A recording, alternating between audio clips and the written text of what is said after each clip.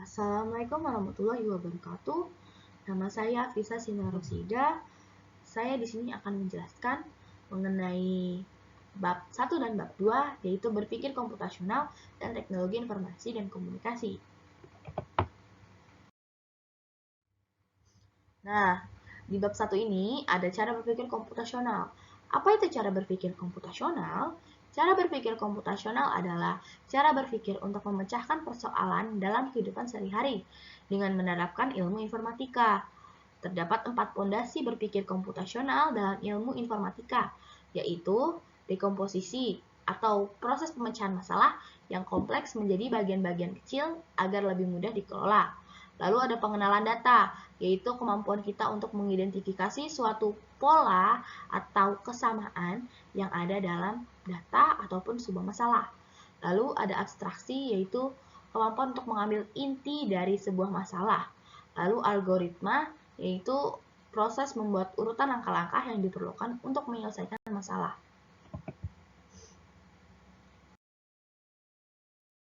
Yang pertama ada searching atau pencarian.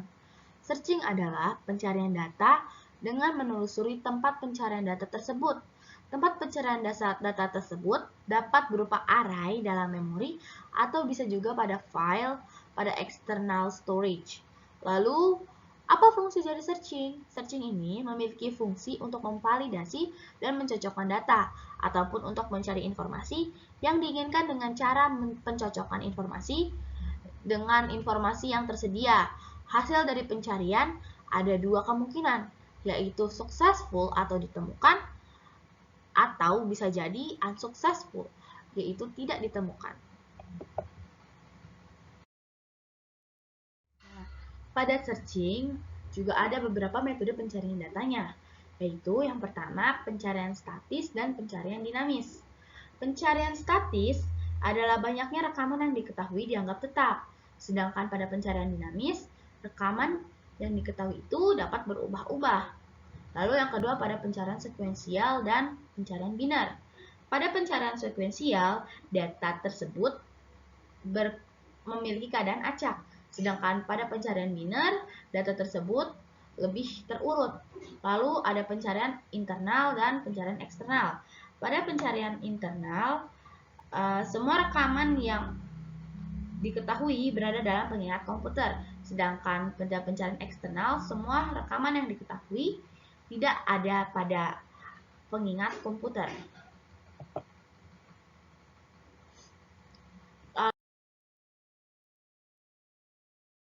Lalu yang kedua ada sorting atau pengurutan. Sorting adalah suatu proses penyusunan kembali kumpulan objek menggunakan tata aturan tertentu. Algoritma sorting dapat sangat memudahkan pengguna untuk melakukan pengurutan data. Nah, insertion sort merupakan metode pengurutan data dengan menempatkan setiap elemen pada posisinya dengan cara melakukan perbandingan. Nah, ada beberapa teknik untuk melakukan pengurutan. Yang pertama ada selection sort. Selection sort adalah bentuk kombinasi antara sorting dan searching dan memiliki tujuan untuk mengurutkan data berdasarkan keinginan dari yang terendah maupun yang tertinggi. Sedangkan bubble sort yang kedua adalah pertukaran data di sebelahnya secara terus-menerus, sehingga dalam suatu iterasi tertentu tidak ada lagi perubahan atau pertukaran.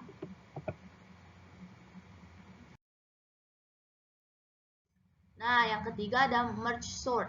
Algoritma komputer yang dirancang untuk memenuhi kebutuhan untuk mengurutkan suatu data yang tidak mungkin ditampung oleh memori komputer karena jumlahnya yang terlalu besar. Nah, biasanya digunakan pada pengurutan berkas-berkas seperti berkas perusahaan ataupun dokumen negara.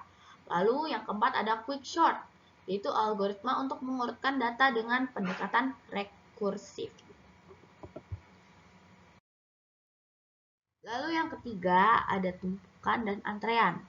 Tumpukan atau stack yaitu data yang memiliki LIFO principle, yaitu last in, first out. Artinya, data yang masuk paling terakhir keluar paling awal. Contohnya tumpukan buku di meja belajar. Lalu yang kedua ada antrean atau QUEUE. Struktur data yang memiliki FIFO principle, yaitu first in, first out. Artinya, data yang pertama kali masuk adalah data yang keluar paling awal. Contohnya, antrean di bank dan kasir pembayaran. Nah, bab 2 yaitu teknologi informasi dan komunikasi. Teknologi informasi dan komunikasi atau disingkat TIK adalah semua teknologi yang berhubungan dengan penanganan informasi. Jadi, dapat diartikan bahwa TIK adalah teknologi yang berhubungan dengan pengambilan, pengolahan, pengumpulan, penyimpangan, dan penyebaran serta penyajian informasi.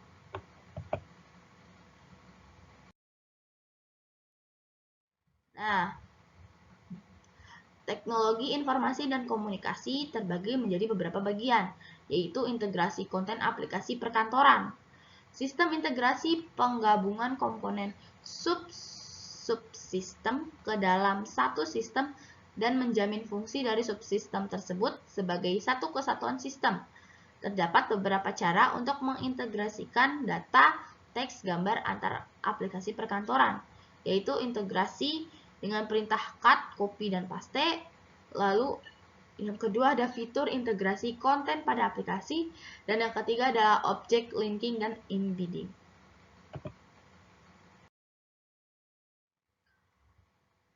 Nah, satu, integrasi dengan perintah cut, copy, dan paste.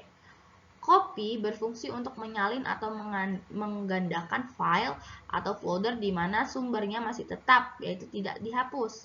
Lalu cut berfungsi untuk memotong atau memindahkan teks atau file dari sumber data. Sedangkan paste berfungsi untuk menempel teks atau objek yang telah tersimpan di clipboard. Nah, icon dalam grup clipboard yaitu berfungsi untuk menangani segala hal yang bersangkutan dengan tempel-menempel objek. Nah, ada beberapa pembagian penggunaan dalam perintahnya, yaitu copy dan paste. Copy dan paste memberi peluang untuk menggandakan data tanpa menghapus data sebelumnya. Dan yang kedua ada cut dan paste, yaitu memberi peluang untuk memindahkan data dengan menghapus data sebelumnya. Yang kedua, fitur integrasi konten pada aplikasi. Integrasi konten dilakukan dengan penggunaan fitur yang tersedia di aplikasi. 3 aplikasi yang paling sering digunakan dalam sistem integrasi adalah aplikasi pengolahan kata, word processor, aplikasi pengolahan lembar kerja, spreadsheet, dan aplikasi pembuat bahan presentasi atau PowerPoint. Salah satu contoh penerapannya adalah integrasi Word dan Excel, integrasi PowerPoint dan Excel, dan membuat diagram PowerPoint dari Excel. Dan yang ketiga ada object linking dan embedding. Object linking dan embedding atau lebih disingkat OLE adalah cara dari Microsoft untuk berkomunikasi antar program komputer yang berbeda.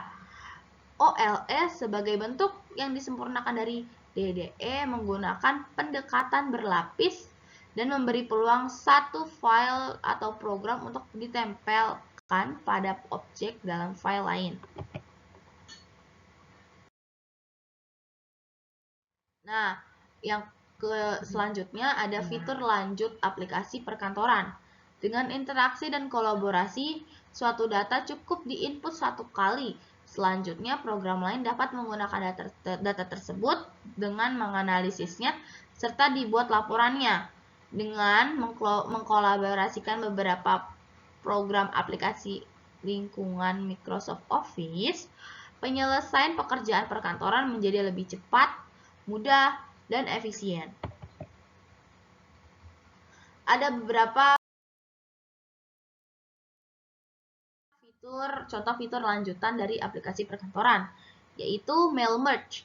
Digunakan untuk membuat surat atau dokumen utama yang sumber datanya berasal dari aplikasi lain. Yang kedua, pembuatan daftar isi, yaitu cara pembuatan daftar isinya adalah mengubah judul, bab, subbab, atau subbab menjadi heading 1, 2, dan 3. Lalu kita klik preference, Setelah itu, keluar beberapa pilihan. Nah, di pilihan itu kita milihnya table of contents. Lalu dari table of contents kita pencet lagi di automatic table. Nah, setelah itu maka keluar data mengenai daftar isi sesuai dengan isi dari dokumen kita secara otomatis. Lalu yang ketiga ada pembuatan video presentasi dengan PowerPoint.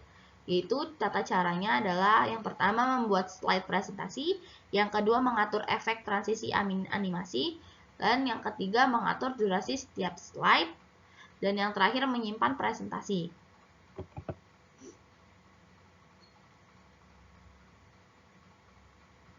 Sekian